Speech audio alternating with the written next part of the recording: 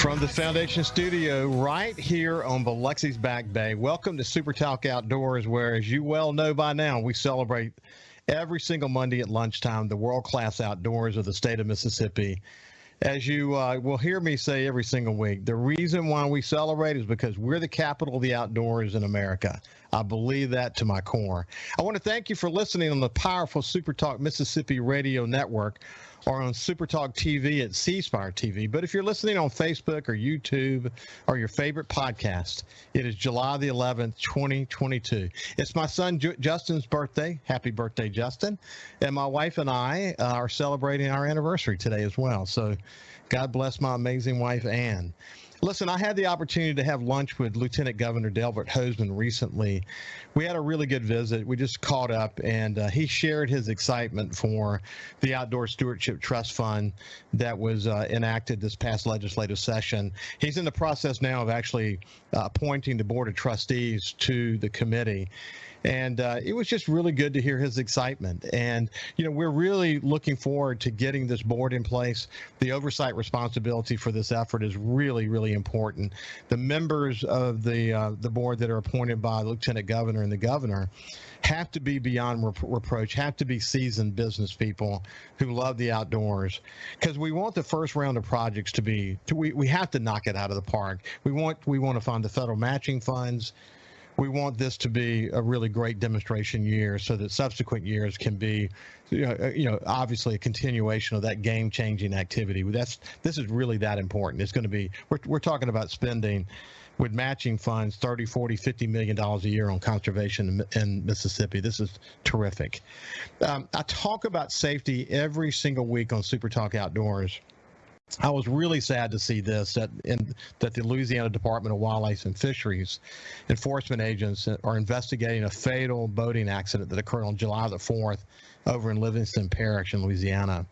The body of Madison Bradley, she was 17 years old, from Slidell, was recovered from the Blind River around 8 p.m. on July the 4th. Louisiana Department of Wildlife Fisheries agents were notified of a missing boater around 5:40 p.m.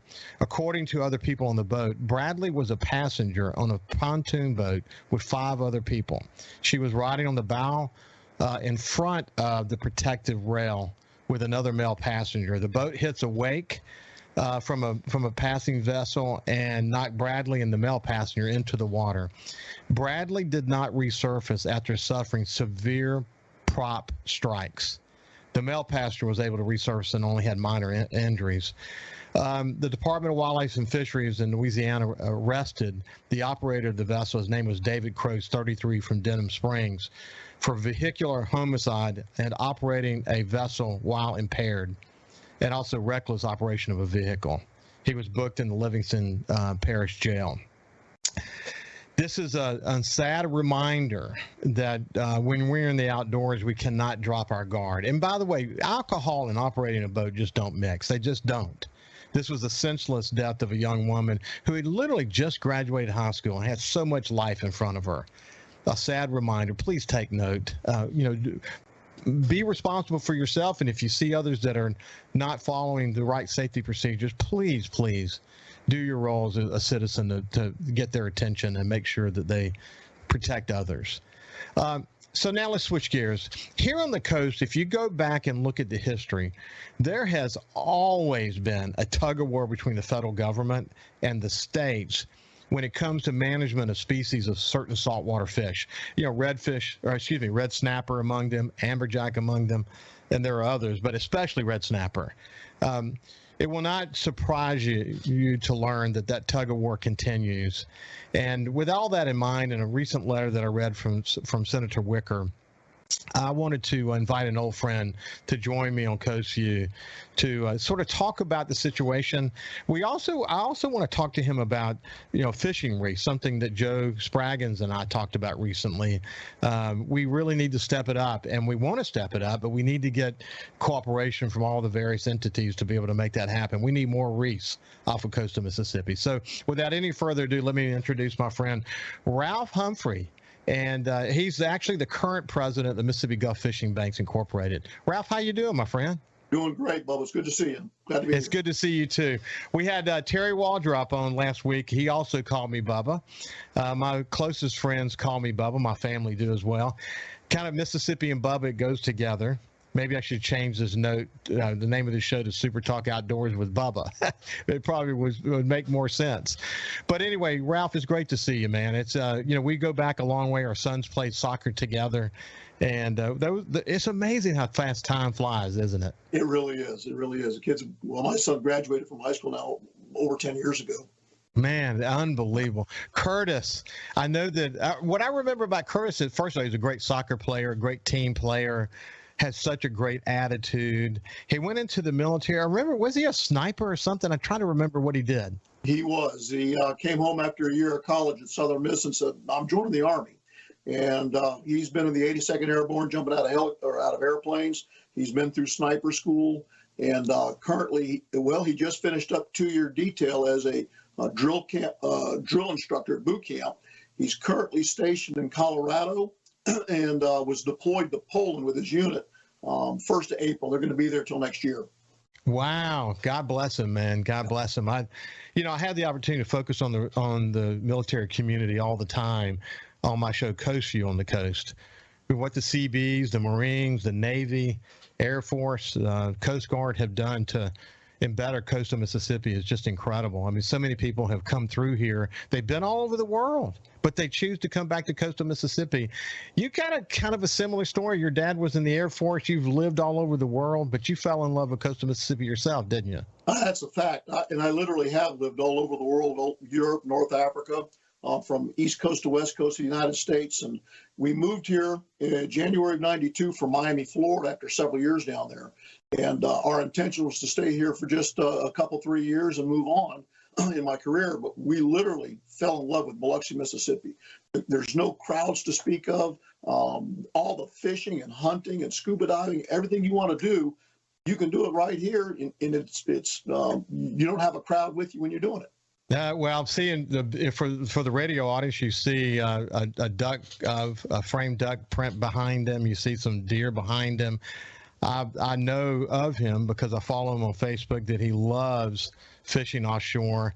And if the room that I'm in, I'm looking at rods and reels all over the place, and spear guns, and I've got ducks and an area where I top flies. And man, once it gets in your blood, you can't just do one thing, can you? There's so many opportunities in Mississippi, aren't there? There really is. It's just unbelievable the amount of opportunities that are here, and it amazes me that people don't realize that from outside the state. They just don't know. Well, Ralph, that's why I call it the capital of the outdoors. Again, you can go, like your son Curtis is in Colorado. You can go to Colorado and you can experience aspects of outdoors we can't do here in Mississippi. But when you look at turkey hunting and deer hunting and duck hunting and offshore fishing, offshore fishing, this, some of the best in the world, what we have access to, both in terms of offshore and backwater off the coast of Mississippi, is literally some of the best in the world. Anyway, when you add it all up together, even if you don't like hunting or fishing, if you just want to do amazing canoeing, and the Pascagoula River is the largest undammed waterway in the entire United States, you think about all these aspects. We're very lucky to live here, and it probably, to some extent, it's good that it's a well-kept secret because, already, if you talk to the folks at the Department of Wildlife, Fisheries, and Parks, they'll tell you that the interest in deer hunting and duck hunting and turkey hunting from people coming in from outside Mississippi has increased dramatically, and so, I'd rather keep it a secret, frankly. Yeah, I would too, actually. Hey, look, before we get to the topic at hand, you were an air traffic controller for 35 years in federal service. I remember when you retired. You've really enjoyed retirement, but you enjoyed what you did as well when you were working, didn't you? I really did. It was a great profession, very rewarding, and I had a ball with it. Got to see a lot of the country and met people from all over. So it was an exciting career too. Every day was exciting. So let's shift gears. I'm really happy that you've been in this position with the Gulf Banks group for so long, because as you heard, I spent some time. I was the publisher of the Mobile newspaper, had responsibilities for newspapers and digital assets across the state of Alabama. I led the oil recovery efforts for Governor Riley after Hurricane Katrina, after the oil spill, and got to know people on the coast really well, really well. And I have all the secret numbers in my GPS of all the reefs, both artificial and private, both public and private, off the coast of Alabama. And as you probably know, we're talking about hundreds and hundreds. Yeah. It's unbelievable how good they've done there. And I know that Mississippi wants to move in that direction too. So when we come back after the break, we'll talk a little bit about the efforts in Mississippi to increase the opportunities to do fishing off our coast. And then why do we continue to have a battle with the federal government on how to manage our fisheries? It's amazing to me after all these years, we're still in that position. When we continue, we're going to talk red snapper with Ralph Humphrey. We'll see you after this break.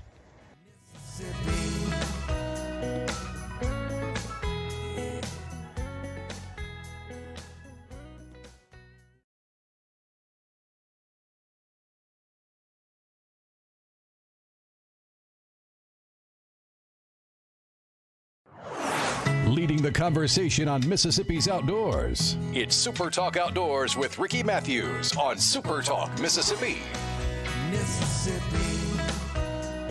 Welcome back to Super Talk Outdoors. I have my friend Ralph Humphreys. He's the current president of the Mississippi Gulf Fishing Banks. We'll tell you what that is here in just a second. But we're going to talk about this tug of war between the around red snapper. It's not just red snapper, but that's the current conversation as it relates to red snapper and the allotment that the way that they're looking at it today is going to penalize Mississippi and Alabama tremendously. We'll come back to that in just a second. So, Ralph, when it comes to, I tell you what, it might be helpful for people to know what your organization does. Our organization was founded by local business people and Chamber of Commerce folks in 1969, and the whole effort was to build artificial reefs off the coast of Mississippi to enhance fishing. As you're aware, off the coast of Mississippi, there's nothing but sand and mud out there. There's no live bottom, no corals or sponges, and the only reason we have a snapper fishery, a reef fishery, is because of the efforts started by Gulf Fishing Banks. So we've been working since '69, but most recently since the hurricane, we've really been working hard hand in hand with the Department of Marine Resources. They have the funding and we don't. So we've worked really hard with them to secure more reef materials and to help get them out there. Well, Ralph, for me, let's say if I leave my house and head offshore, if I pass between Horn and Petty Boyce Island and go to FH2, there's something magical that happens around the 50-foot curve. And you've got just an incredible amount of structure out there. Usually some of our little sweet spots, we usually don't have a ton of competition, even though it could be a lot of boats there because people are there pretty dramatically. And then, of course, you go to FH13. We like to fish FH7 a lot, which is obviously out in a little bit deeper water. But you heard what I said about Alabama, all these numbers they have. The opportunities for Mississippi to have the same sort of thing is there. But we just have to have all the different organizations working together with the same kind of aggressive goals. Don't you agree? Absolutely. It is a team effort. And it really boils down to a matter of funding, plain and simple. Yeah.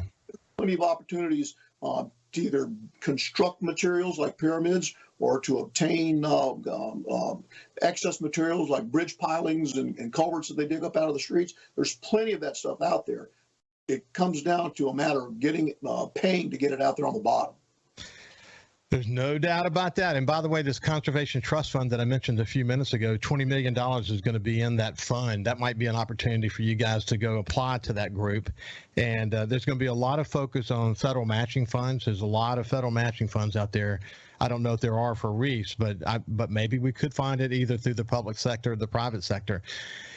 Let's move on. It is amazing to me, Ralph, after all of these years that we can't seem to get some coordinated effort between the federal government and the states around red snapper. I mean, I spent time as publisher in New Orleans. That was a hot topic in New Orleans.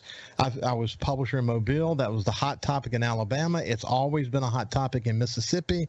Why can't we get all the organizations aligned around the most recent data and what it's saying to us?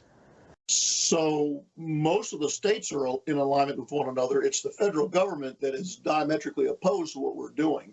They want to continue to use outdated data that's not appropriate, and they're disregarding everything we're doing. In other words, the state of Mississippi has the state-of-the-art fish counting system with that tails and scales program. Alabama is a real close second to what we're doing. The other three states, maybe not as much, but they could come on board and get a little bit better with counting fish. But the government has chosen not only to disregard what we're doing, but the great red snapper count that spent millions of dollars that was funded by the government to go out there and count fish. They've chose to disregard all that as well. And they're going to continue to use outdated, incorrect data for determining how many fish are out there. And as a result, we're all going to suffer. But Alabama and Alabama and Mississippi definitely have the most to lose. We're going to be cut by 2/3. Yeah, 2/3. Think about it, Ralph. 2/3. And you think about not only that as a valuable fishery for recreational fishermen, but also charter boat captains. That now that we've got these shallower reef structures that you guys have put into place, it makes it so that the charter boat captains can actually get out to red snapper, whereas before they would have had to go way offshore to the rigs, and it just wasn't a viable approach. At least it wasn't an affordable approach to serving their customers. The fact that we would shorten their seasons, it blows my mind that we are in this position. What are we going to do about it? Well, it's right now that proposed rule change is on the Federal Register. I recently this weekend sent out emails to as many fishermen as I could think of that I had an email address for, and encouraged them to forward that same email out to all of their friends. We need to go online, go to that web, and I tell you what really brought it to my attention was Senator Wicker's editorial in Sunday's newspaper. It made me realize that it's actually in play now. So it's up for public comment until July 28th.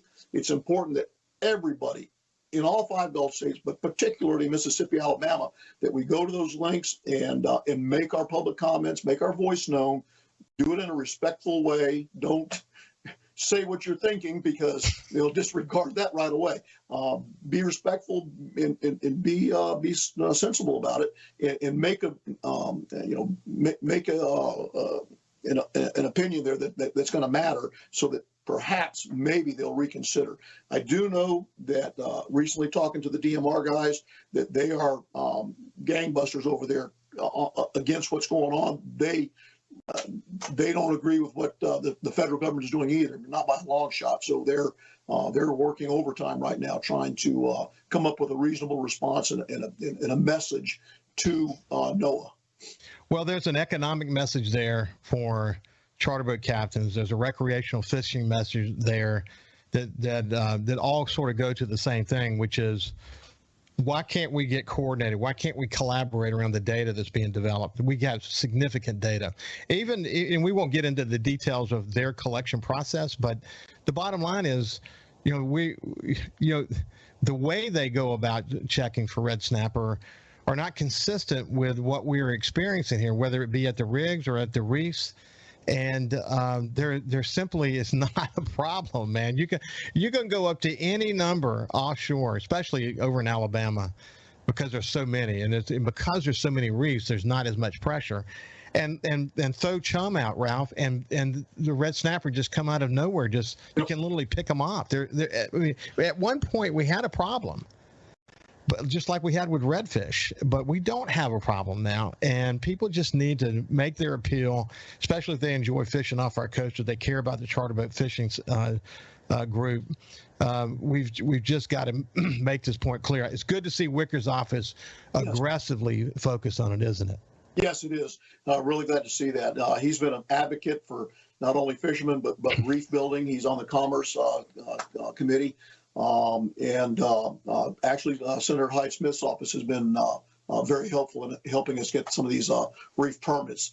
And that's another problem that I'm experiencing right now. We haven't touched on, but the reef permitting process with marine fisheries is unbelievable. It's horrendous.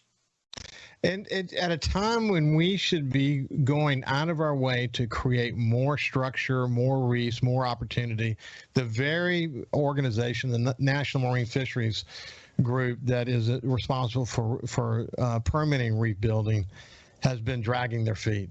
The federal government's got to get on board. What's interesting is that anytime, and this comes up on my show on Coast View all the time, but anytime where we need to get the focus of a federal agency on whatever the issue might be, it could be the flood maps, it could be around fishing. There are a number of different dimensions to this. It's so hard to get traction because on the national scale, there's just so much noise today, and cutting through that noise and actually making change happen in a positive way is not easy. So it's going to take all of us being aligned. Everyone who's concerned about this should get online and make your points known. Hey, so Ralph, what website is the best website for people to go to learn more and to make their comments?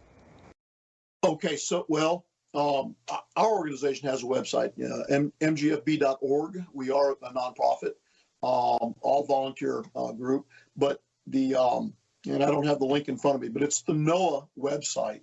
Yeah. Now, in fact, if you look at Senator Wicker's article online, there was a link online just recently. Okay. It's the NOAA website. But I think the quickest way, because even if we had the exact site, if you just do a search on NOAA, NOAA, NOAA, and red snapper, just do search NOAA red snapper, it's going to come up. Yeah. And go there and make your comments and help us seek alignment with the federal government once and for all. I can't believe that we continually, year after year after year, find ourselves in a position where we're fighting with the federal government over who controls that resource. Anyway, Ralph, it's been a pleasure. We'll have you back. I want to have a deeper conversation about the history of your organization, what our goals are, and I want to do everything in my power to help you build more reefs, because with them removing one oil rig after another, this is where a lot of the action is going to be for coastal Mississippi fishermen. Have a good day, my friend. I appreciate you joining me. All right. Thank you, Bob. It was good to see you. You bet. When we come back, we're going to talk about snakes. We'll see you after this. Just carry on. I'll carry on. Mississippi. SuperTalk Outdoors. I really enjoyed that conversation with Ralph Humphrey. He's just an old friend. His son Curtis, who's in the military, that we talked about. I really can't thank him enough for his service in the military. And Ralph, after a long history in the aviation world, I forgot what his last title was, but he was an air traffic controller, and he was a manager there. So his volunteer work in the reef building world is really important, and I look forward to having him on again soon to talk more about that, because that's so important to coastal Mississippi and our goal of staying the capital of the outdoors in America. Now I want to shift gears, and we're going to talk snakes and World Snake Day and all kinds of stuff. But I want to welcome to SuperTalk Outdoors my friend Nicole Smith. She's a project specialist with the Museum of Natural Science in Jackson. How you doing, Nicole? I'm great. Thanks for asking. It's good to see you. It's good to see you. Hey, look, before we get into some of the stuff that's coming up, soon, actually, on July the 15th, which is this coming Friday, I just want to learn a little bit about you. How did you get into the Museum of Natural Science world? Well, I grew up at the base of a place called Rattlesnake Mountain, appropriately enough, in North Alabama, and just grew up in nature. And when I went to college, I kind of double whammied. I did an anthropology and geology degree just because why not? I loved all of that. And when all was said and done, I thought, well, what better thing to do than work in the museum environment and share the things that sorry, I'm holding this camera really weird, and share the things that I really love with people. And I feel like as a culture, maybe humans are a little more disconnected from nature than they could or should be, or more disconnected from it than they should be. And so I like to think of myself as a science communicator and nature communicator to get people like out in nature and to learn more about it. So, So how long have you been with the department? Since 2005. And what did you do before then? I worked at a couple of different science organizations. I worked at Ruffner Mountain Nature Center, and before that, McWane Science Center. So I've been doing some form of education since 1999. Wow, that's awesome. Hey, this show is sponsored by the foundation, and we that's the shortened name of the Foundation for Wildlife, Fisheries, and Parks. It's not to be confused, of course, with the Department of Wildlife, Fisheries, and Parks, but they were formed to help fill gaps in projects for the Department of Wildlife, Fisheries, and Parks. And it's an incredible group of board members who are dedicated to conservation and the future of enjoying, the outdoors in Mississippi. And through this show, I get an opportunity to talk to so many people from the department, from the Natural Science Museum and a wide range of other professions. And I see this over and over again, this incredible dedication for people who just want to help people know and have a better relationship with the outdoors. And you don't have to be a hunter or fisher. You could just do anything that involves the outdoors. And it seems to me that one of the areas you're involved in, and kind of the topic of today's conversation, snakes, is something that just fascinates people. I mean, people who are scared to death of snakes still are fascinated by them. People who love snakes and are obviously fascinated by them, but probably they're kind of like a shark, aren't they, Nicole? People just are just interested in them, whether they dislike them or not. They're interested in them. It just, you put a snake in the headline, more people are going to read the story, just like if you put shark in a headline. Why is that? I think on some level we like the idea of danger, and there is an association with danger with sharks and snakes. But the truth is, they are horribly misunderstood animals, each of them. And so I feel like if I am blessed to do one particular thing, it has helped to increase understanding about these animals and their role in the ecosystem, and not about being frightened around them, but to be smart around them and to give peace between the animal and those people around them so that everybody lives a happy and good life. I had a special relationship with I guess it was a chicken snake. I might not be saying that right, but a long, it seemed dangerous, but it wasn't. And it was about 3 feet long. And I have a very long pier that goes out into Biloxi Bay. And he would go down to the end of the pier and get caught up in one of my nets, and my friend Mark Creech would come back over and he would help me get the snake out, and we would release it again. In another part of the yard. Somehow he would make his way back out to the end of the pier. He enjoyed being at the end of the pier. And that snake, I'm sure, is still around, just enjoying life. But Mark has taught me. Mark he's a snake expert. I often call him MacGyver, but he's taught me that it's terrible that people, when they see a snake, no matter what kind of snake it is, they want to kill it. And you spend a lot of time educating people so they won't do that, because we actually need snakes in our environment, don't we? We do. They're amazing animals. Okay, so in Mississippi, there are like 55 different species of snakes, and only 6 of those are going to be venomous. But keep in mind, if you have a family member or yourself, if you've had some sort of treatment for your heart, in all likelihood, some of the medicines that were used to treat you came from research behind venomous snakes. Wow. Yeah, and I love to point this out to my students, is that when you walk into a doctor's office, you see that staff with the snake crawling up it, right? That's because snakes are symbols of healing. When their skin is injured, they shed that skin for healing, because they're used in heart medicine research. They're healing. They're an amazing animals, and they're definitely worthy of our respect.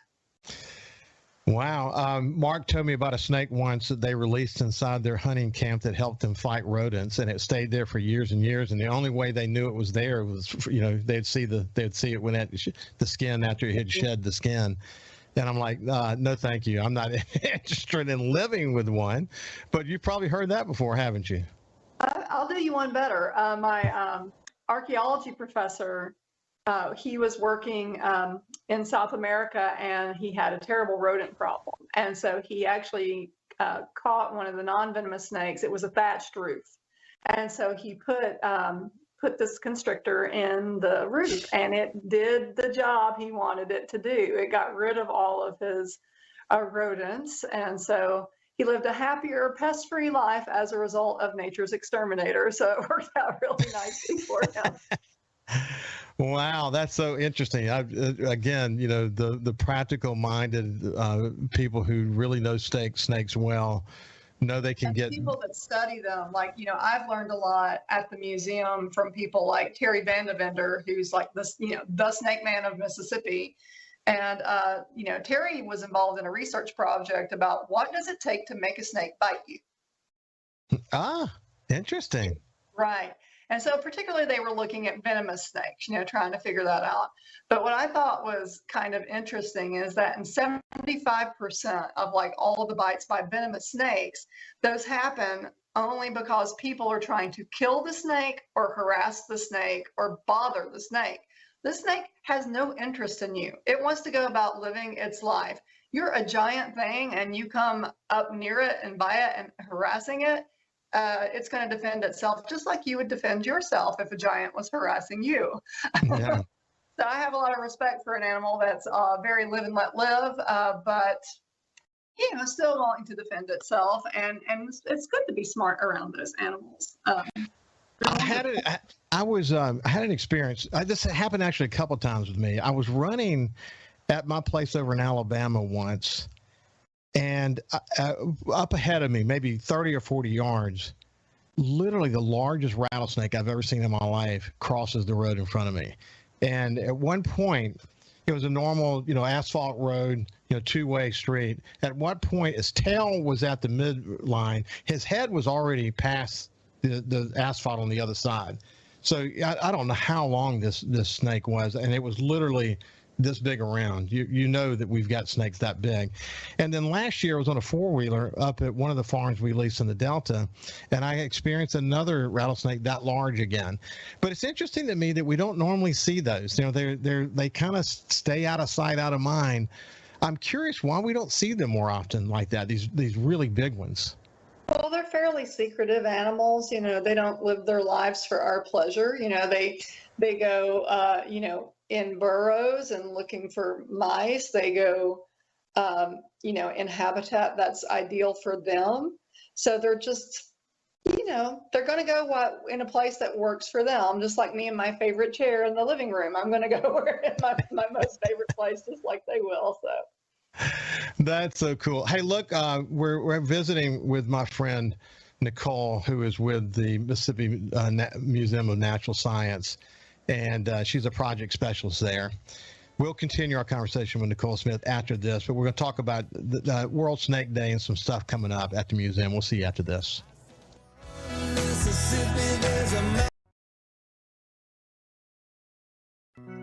We live in one of the best places in America to enjoy the outdoors. So let's talk about it. It's Super Talk Outdoors with Ricky Matthews on Super Talk, Mississippi. Welcome back to Super Talk Outdoors. I really appreciate you joining us. And as usual, the conversations we have here are always terrific. And today is no exception. I had the opportunity to visit with Nicole Smith, who's a project specialist at the Mississippi Museum of Natural Science. And we talked a lot about snakes and why they're important and, you know, how they're really misunderstood. And I absolutely get that completely. But Friday, July the 15th, this coming Friday, from 10 to 2, the Mississippi Museum of Natural Science is going to celebrate World Snake Day. So let's talk about what if someone comes to this event, what are they going to get to experience? So World Snake Day is an international event. It is celebrated across the world, and different cultures, you know, have different thoughts and understandings of snakes. We celebrate Mississippi snakes. And when you come to this event, we spend a couple of months trying to capture as many of the different species that we have in the state as possible. We're probably not going to get all 55, but we give it a good go. And we will have them there with experts to tell you more about those animals. So you'll see some of the venomous snakes, which everyone's very curious about. But then you'll also get a chance to learn about some of our more elusive animals, our rarer animals, like the eastern indigo snake, which has not been found in the wild here since the very early 1900s. Things like the black pine snake, another one of our endangered species. You'll get a chance to see something so rare and beautiful. And then we also have like a craft or two for the kids so they can help learn the difference between a venomous and a non-venomous snake, which I think is like really important. And we teach people how to act when they find wild snakes and what they should do, how they should respond. So it's a very educational event. There's a lot of joy in it. A few of the snakes are what we call animal ambassadors. They're ones that we teach with regularly at the museum, and those are touch opportunity animals. I like to tell all my students that you are young scientists and you have heard that reptiles are cold-blooded. So I want you to touch this reptile and tell me, is he cool or warm to the touch?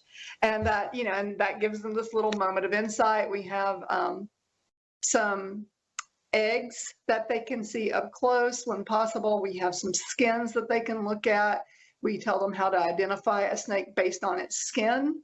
You know, there's a lot to learn. They'll even is normally one station about what to do if, let's say, you're hunting and your dog gets bit by a snake. What should you do? You know, so we've gotten instructive information about that as well. This event's been going on at the museum for right around 20 years. It's one of our biggest events. We have about, well, in COVID, we had about 500, but now it's probably going to go up to about 800 to 1,000 people to see it. And we've changed the format so it's spread through the whole building so that you don't crowd up. And that way you can walk around and see all of the snakes. We even have a lecture that was pre-recorded by snake expert Terry Vandevender, which people can watch on the museum's YouTube channel. So that way you can get all the educational information from his traditional lecture while still keeping people moving around like in a more COVID precautious way, which is, you know, a thoughtful thing that we have to do. And it's great, you know, like it's so much fun. Kids love it. I should point out adults are $8, children are $6, and for ages 3 and under, they're free. Absolutely. Or under 3 are free. You know what's cool about what the museum has done over so many years, and I hear this in your voice, I've heard it in the voices of others. There's a real passion, isn't there, to share. I mean, Mississippi is really gifted when it comes to natural resources, but we're gifted that we've got so many people who are willing to share that with others and have really dedicated their lives to it. I mean, you're surrounded by people like that, aren't you? It's nice to be home. You know, it's nice to be around like-minded people who are just as excited as I am about nature. And don't get me started about birds and fossils because I'll talk your ear right off. But you know, for like days and not even realize I'm doing it. But it's just such a wonderful thing. I feel very blessed that this is my calling. What you have right there, what's interesting, because people pass it, you know, people going north and people who are from Jackson, people driving south, they pass the Museum of Natural Science, but they look over there and they see something that's kind of obscure on the interstate. But not until you go on to the premises do you realize just how thoughtful somebody was, the vision that somebody had to create that special place, that park and all right there in Jackson. It is a special place, isn't it? Absolutely. We have different events through the year. We have new exhibits every 6 months. We have special summer camps for kids. We have teacher workshops starting next week. We've got a bunch of teacher workshops. I'm doing a STEAM in Space workshop with one of NASA's solar system ambassadors. So look on our website, mdwfp.com, or check us out on Facebook, Mississippi Museum of Natural Science, and you'll see all the special things we're doing through the year. This has been Nicole Smith from the Mississippi Museum of Natural Science in Jackson talking about World Snake Day coming up this Friday. Look into it. Hope you can bring your family there. It's been a real pleasure, Nicole. I enjoyed your enthusiasm.